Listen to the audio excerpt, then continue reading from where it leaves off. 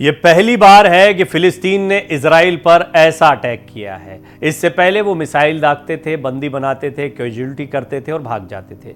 इस बार आसमान, पानी और ज़मीन तीनों से हमला बोला। पैराग्लाइडर्स रडार की पकड़ से बाहर होते हैं, इसलिए उससे आए।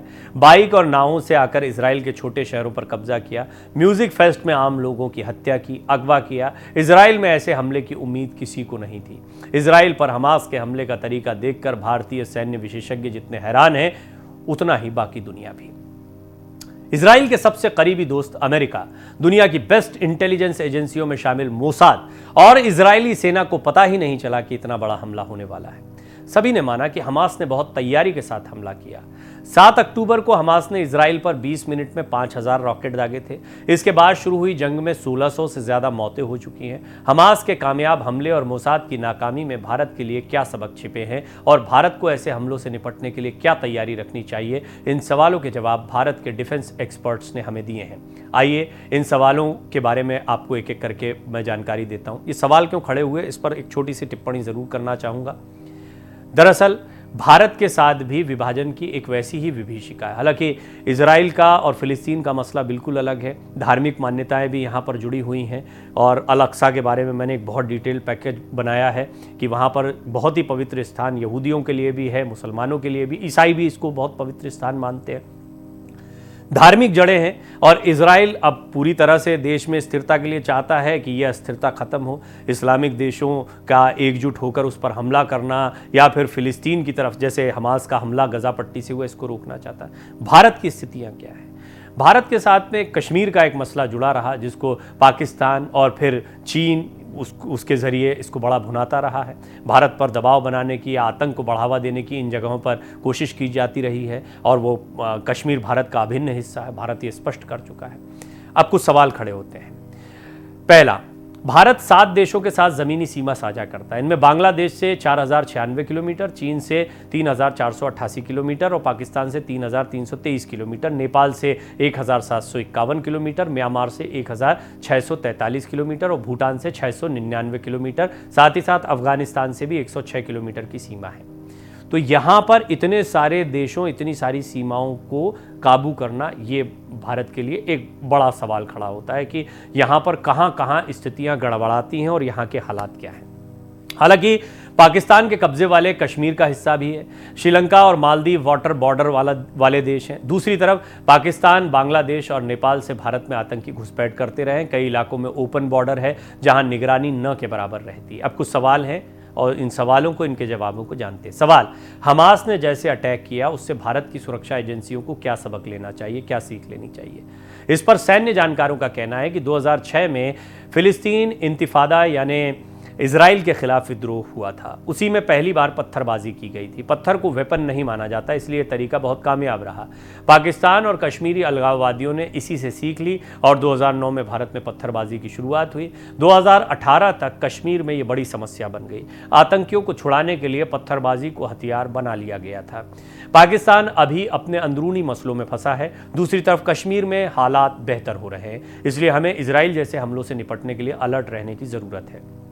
एक और सवाल, इन हालात में भारत को आप कहां देखते हैं? तो डिफेंस एक्सपर्ट इस पर बताते हैं कि भारत हमेशा से अपना रास्ता अपनाता आया है। रूस और यूक्रेन की लड़ाई में हमारे दोनों से अच्छे रिश्ते रहे हैं। हमने अपने राष्ट्रीय हित देखते हुए ही कदम उठाए हैं। भारत अपना इंडिपेंडेंट स्टैंड लेगा। टेररिज्म से भारत भी पीड़ित है। 75 साल से हम कई स्टेट में इससे जूझ रहे हैं। 26/11 का हमला कितना खतरनाक था। पार्लियामेंट पर अटैक हुआ। कश्मीर और मणिपुर में ऑपरेशन चल रहे हैं।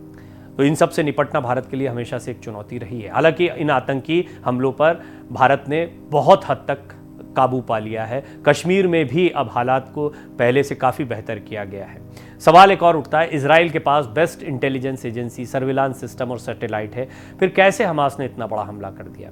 तो इस पर रक्षा विशेषज्ञ बताते हैं कि ये साफ तौर पर इजराइल का इंटेलिजेंस फेलियर है। मोसाद दुनिया की बेहतरीन इंटेलिजेंस एजेंसियों में से एक है। कई साल से इजराइल और फिलिस्तीन में विवाद चल रहा है, फिर भी मोसाद को इतने बड़े हमले की भनक नहीं रही। तो इसमें कहीं ना कहीं बहुत बड़ी चूक मोसाद की है। कई बार ओवर कॉन्फिडेंस भी होता है कि हम बहुत मजबूत हो चुके हैं और फिर हम उन लोगों के अटैक के बारे में जो कमज़ोर दिखाई पड़ते हैं, वो क्या नुकसान कर सकते हैं, इसके बारे में सोच नहीं पाते। मैं आपको पहले भी बता चुका हूं कि हमास इजराइल से युद्ध नहीं लड़ सकता है। अनटिल एंड अनलेस उसको बड़े बड़े देशों से ताकत, ईरान से या कहीं किसी से सपोर्ट ना मिल जाए। तो इजराइल की ताकत इतनी है कि वो पूरी तरह से नेस्तनाबूद कर सकता है। अभी अंतर्राष्ट्रीय दबाव रहा, और चाहे वो संयुक्त राष्ट्र का रहा हो या अन्य देशों का रहा हो, और इजराइल इसी को मानते हुए भी ये जो फिलिस्तीन की जगह बची हुई है इसको छोड़े बैठा है। हालांकि उनका कहना है कि इजराइल हमेशा इसको कब्जाता रहता है। तो इजराइल के सामने ये कहीं युद्ध के स्तर पर नहीं टिकते हैं, इसीलिए इन्होंने मासूम लोगों पर हमला कर दिया, एक आतंकी हमला किया गया। इजराइल को मौका मिल गया, इजराइल गजा पट्टी पर अब कब्जा करने के लिए आगे बढ़ चुका है। इसीलिए मोसाद फेल हुआ, ये बहुत महत्वपूर्ण सवाल है, क्योंकि मोसाद ने अंडर एस्टिमेट कर दिया। उसने सोचा था ये हिमाकत नहीं करेगा हमास, लेकिन उसने वो हिमाकत कर दी, चाहे उसका अब जितना भी बड़ा नुकसान होना। तो ये एक सतर्कता किसी भी आतंकी संगठन या आतंकी साजिश रचने वाले देशों के प्रति भारत को भी रखनी चाहिए। एक और सवाल है, इजरायली आर्मी इस अटैक का कैसे जवाब देगी, उसकी रणनीति क्या हो सकती है। रक्षा विशेषज्ञ कहते हैं इजराइल के प्रधानमंत्री ने रणनीति का खुलासा कर दिया है। उन्होंने शनिवार को ही कह दिया था कि युद्ध शुरू हो गया है। मैंने इजराइल के चेक पॉइंट से गजा को देखा है, वो बहुत घनी आबादी वाला इलाका है। ऐसी जगह एक बम गिरेगा तो 100 से ज़्यादा लोग हताहत हो सकते हैं, इसलिए गजा से भारी कैजुअल्टी की खबरें आ रही हैं। सवाल ये भी है कि इजरायली फोर्स की क्षमता और ताकत कैसी है, इजराइल किस हद तक कार्रवाई करने में सक्षम है। तो इजराइल की फोर्स बहुत ताकतवर है, उनके यहाँ सिटीजन फोर्सेस कॉन्सेप्ट बहुत पावरफुल है। हर इजरायली 2 साल मिलिट्री सर्विस देता है, उनमें से कुछ तो रेगुलर सोल्जर होते हैं, कुछ ज़रूरत पड़ने पर सेना में आते हैं। इजराइल वेपन्स और टेक्नोलॉजी में बहुत अव्वल है ही, दुनिया भर को इसे एक्सपोर्ट भी करता है। म्यूनिक ओलंपिक में हमने उसकी इंटेलिजेंस एजेंसी मोसाद की काबिलियत देखी थी, इसमें शामिल आतंकियों को उन्होंने दुनिया भर में खोज कर मारा था। अब एक और सवाल है, मिडिल ईस्ट पर इस हमले का कितना असर पड़ने वाला है। डिफेंस एक्सपर्ट इस पर कहते हैं कि हमास के हमले की टाइमिंग इंटरेस्टिंग है और इसका असर मिडिल ईस्ट पर दिखेगा। इस्लामिक देशों से इजराइल के रिश्ते अच्छे हो रहे थे, हमास को आशंका थी कि इस्लामिक देशों से इजराइल के अच्छे रिश्ते हुए तो दुनिया उनके बारे में भूल जाएगी या उनका महत्व कम हो जाएगा, इसलिए हमास ने ऐसा अटैक किया कि इजराइल कड़ी कार्रवाई के लिए मजबूर हो जाए। ईरान का फिलिस्तीन को सपोर्ट है, अमेरिका ने इजराइल की मदद के लिए एयरक्राफ्ट भेज दिया है। इन देशों के मिलिट्री टकराव को कैसे देखा जा रहा है, ये भी एक बड़ा सवाल है। अब इस पर रक्षा विशेषज्ञों का मानना है कि अब क्लैश ऑफ सिविलाइजेशन शुरू होगा। ईरान हिजबुल्लाह को सपोर्ट करता है या उसी का एक संगठन है, अब हमास को भी सपोर्ट करने की बात आ रही है। कतर ने भी ऐसे ही कुछ स्टेटमेंट दिए। आने वाले समय में जो रिश्ते ठीक हो रहे थे उसका प्रोसेस रुक जाएगा। ये भी सवाल है कि बतौर फौजी इजरायली फौज की तरफ से लड़ रहे होते तो मन में क्या चल रहा होता। तो डिफेंस एक्सपर्ट कहते हैं कि फौजी जब युद्ध में होता है तो उसको सिर्फ अपना ऑपरेशन ही नजर आता है। आतंकियों ने निहत्थे लोगों पर गोलियां चलाई, लोगों को उनके परिवार के सामने कत्ल किया, कुछ लोगों को बंधक बनाकर ले गए। इन सब की वजह से इजरायली फौज के दिल में गुस्सा है, उनके दिल में छटपटाहट है कि इतनी अच्छी फोर्स होने के बावजूद कैसे मात खा गए। हमास को हम आर्मी तो नहीं कहेंगे। फिलिस्तीन समझता है कि इजराइल को पूरी दुनिया की शय हासिल है, इसलिए वो ज्यादतियां कर रहा है। फिलिस्तीन सोचता है कि इजराइल के मिडिल ईस्ट के देशों से संबंध अच्छे हो रहे हैं तो उनका इलाका और कम हो जाएगा। इसी गुस्से में हमास ऐसे कदम उठाता है। सेना की लड़ाई सेना से होती है, कभी कभार सिविल कैजुअलिटी होती हैं, लेकिन हमास की तरह म्यूजिकल फेस्ट शहरों और घरों में घुसकर आम लोगों को आर्मी नहीं मारती है, रिहायशी इलाकों पर रॉकेट नहीं बरसाती है। सेना और आतंकियों में अंतर होता है। इजराइल पर हमास के हमले से भारत को क्या सीखना चाहिए, महत्वपूर्ण सवाल है और रक्षा विशेषज्ञ इसको गंभीर सवाल मानते हैं। उनका कहना है कि गजा पट्टी के अंदर कोई आए या जाए तो इजराइल को पता चल जाता है। इजराइल सोते हुए पकड़ा गया, उसे पता ही नहीं चला कि इतने रॉकेट गजा में हैं। मिस्र ने खबर दी थी कि हमास के इलाके में जिप्सम के कई कैंटर जा रहे हैं, इस पर ध्यान नहीं दिया गया। इजराइल सोचता था कि बॉर्डर पर इसकी फेंसिंग कोई नहीं तोड़ सकता, उसे बुलडोजर से तोड़ दिया गया। अब इजराइल हिसाब से चल रहा है। आपके आसपास दुश्मन है तो हमेशा सतर्क रहना होगा। भारत के लिहाज से भी देखें, दुश्मन मीठी बातों में फंसाकर हमला कर देगा। ऐसा हमने 2020 में देखा है। चीन ने क्या किया, हम सोच रहे थे कि कोविड का दौर चल रहा है, चीन कुछ नहीं कर सकता है, लेकिन हुआ ना। वैसे ही हमास को लगा कि इजराइल के अंदर प्रधानमंत्री और जुडिशरी के बीच जो चल रहा है उसका फ़ायदा उठाया जाए। भारत को भी हमेशा सतर्क रहना ज़रूरी है, डिफेंस के लिए हमेशा तैयारी ज़रूरी है। देश के अंदर के दुश्मनों पर भी नज़र रखना ज़रूरी है, जिन पर शक हो उन पर निगरानी रखनी चाहिए। ये भारत के लिहाज से एक बड़ा सबक है।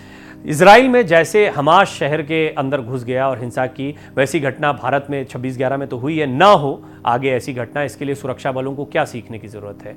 रक्षा विशेषज्ञ कहते हैं कि करगिल युद्ध के बाद सुब्रमण्यम कमेटी ने कहा था कि एक बॉर्डर एक ही फोर्स को दी जाए। एक बॉर्डर पर अगर बीएसएफ, आईटीबीपी आर्मी होगी तो रिस्पॉन्सिबिलिटी और अकाउंटेबिलिटी की दिक्कत हो जाती है। इजराइल ने सोचा कि एक तरफ फेंसिंग है, दूसरी तरफ समंदर है, एक तरफ मिस्र है जिससे संधि है, ऐसे में हम सुरक्षित हैं।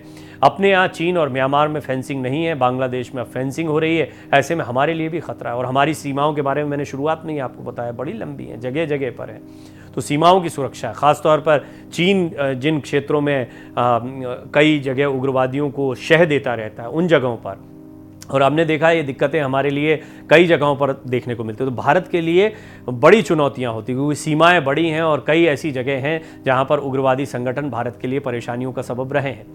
महत्वपूर्ण सवाल है, हमारी सेना के पास इजराइल जैसे हालात में जवाबी कार्रवाई करने के लिए क्या तरीके हैं। तो इस पर रक्षा विशेषज्ञ कहते हैं कि हम भी दुश्मनों से घिरे हुए हैं, हमारे दोनों दुश्मनों के यहाँ लोकतंत्र नहीं है। पाकिस्तान में लोकतंत्र तो बहाना है, सरकार की चाबी फौज के पास है। चीन तो बहुत खुलकर तानाशाही, कम्युनिस्ट कंट्री है, राष्ट्रपति वहाँ सब कुछ है। हम लोकतंत्र हैं जिसके अच्छे पहलू और बंदिशें भी होती हैं। इतनी बड़ी आबादी है कि सभी को नौकरी नहीं मिल पा रही है, ऐसे में लोगों को बहकाना या घूस देना बहुत आसान हो जाता है। लोगों को पता भी नहीं चल सकेगा कि वो दुश्मन के लिए काम कर रहे हैं या अपने लिए। ऐसे में हम सैटेलाइट, एआई या ऐसे दूसरे तरीकों से सर्विलांस को मजबूत कर सकते हैं। अपने देश की फौज ऐसे हर हमले से निपटने के लिए तैयार है। इजराइल ने जैसे हमास पर हमला किया उसी तरीके की काबिलियत हमारे पास भी है। चीन ने 2020 में जैसे ईस्टर्न लद्दाख में किया, हमने 60,000 जवानों को हवाई जहाज से वहां पहुंचाया था।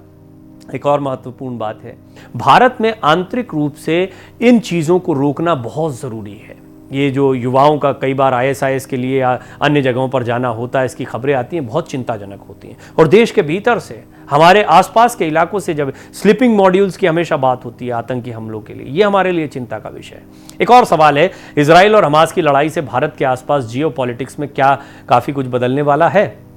डिफेंस एक्सपर्ट कहते हैं भारत ही ऐसा देश है जो लंबे समय से आतंक झेल रहा है। इजराइल आतंकी संगठनों से लड़ रहा है, यही कारण है कि भारत ने इजराइल के साथ खड़े होने की बात कही है। आतंक से हमारा काफ़ी नुकसान हुआ है। फिलिस्तीनियों का मानना सही है कि ज़मीन उनकी ही है, लेकिन आतंकी कार्रवाई करना ठीक नहीं है।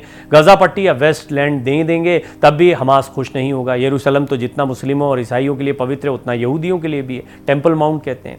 ऐसे में इजराइल कभी यरूशलम नहीं देगा और ये लड़ाई कभी खत्म नहीं होगी। ये मसला लड़ाई से नहीं, बातचीत से हल होगा। 90 लाख इजराइलियों में मुस्लिम और ईसाई भी हैं, इसलिए सिर्फ यहूदियों के बारे में सोचना गलत है। इजराइल और हमास की लड़ाई के बाद साफ हो गया है कि इस्लामिक देश हमास के साथ खड़े हैं, जो इस्लामिक देश नहीं है वो इजराइल के साथ हैं। अब सवाल है कि क्या हमास भारत के लिए भी खतरा हो सकता है। हमास को इजराइल, अमेरिका और यूरोपियन यूनियन आतंकी संगठन मानते हैं। भारत में एक्टिव आतंकी संगठनों के हमास से सीधे कनेक्शन के अब तक सबूत नहीं है। हमास और मिस्र के सबसे बड़े इस्लामिक संगठन मुस्लिम ब्रदरहुड के अच्छे संबंध रहे। मुस्लिम ब्रदरहुड 2021 में बायकॉट इंडिया कैंपेन चला चुका है।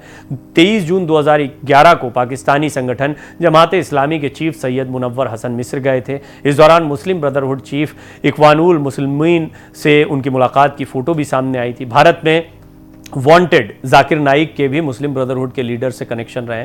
जमाते इस्लामी कश्मीर पर पाकिस्तान के दावों का सपोर्ट करता है। कश्मीर के अलगाववादी गुट हुर्रियत कॉन्फ्रेंस के पीछे भी जमाते इस्लामी ही था।